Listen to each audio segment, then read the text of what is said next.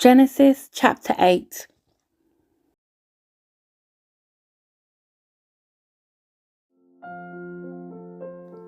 But God remembered Noah and all the wild animals and livestock with him in the boat.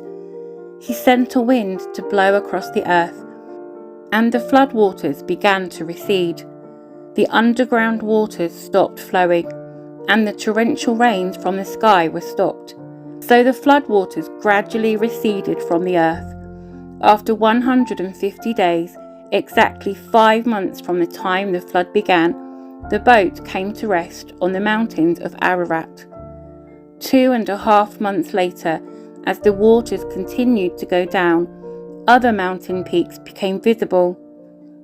After another 40 days, Noah opened the window he had made in the boat and released a raven. The bird flew back and forth until the floodwaters on the earth had dried up. He also released a dove to see if the water had receded and it could find dry ground. But the dove could find no place to land because the water still covered the ground. So it returned to the boat, and Noah held out his hand and drew the dove back inside. After waiting another 7 days, Noah released the dove again. This time the dove returned to him in the evening with a fresh olive leaf in its beak. Then Noah knew that the flood waters were almost gone. He waited another 7 days and then released the dove again. This time it did not come back.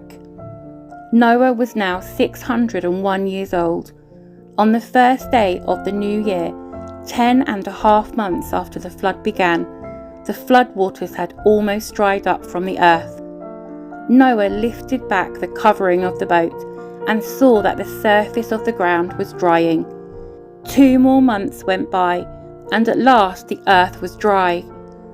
Then God said to Noah, "Leave the boat, all of you, you and your wife and your sons and their wives. Release all the animals, the birds, the livestock, and the small animals that scurry along the ground, so they can be fruitful and multiply throughout the earth." So Noah, his wife, and his sons and their wives left the boat. And all of the large and small animals and birds came out of the boat, pair by pair. Then Noah built an altar to the Lord, and there he sacrificed as burnt offerings the animals and birds that had been approved for that purpose. And the Lord was pleased with the aroma of the sacrifice, and said to himself, "I will never again curse the ground because of the human race. Even though everything they think or imagine is bent toward evil from childhood, I will never again destroy all living things. As long as the earth remains, there will be planting and harvest, cold and heat, summer and winter, day and night."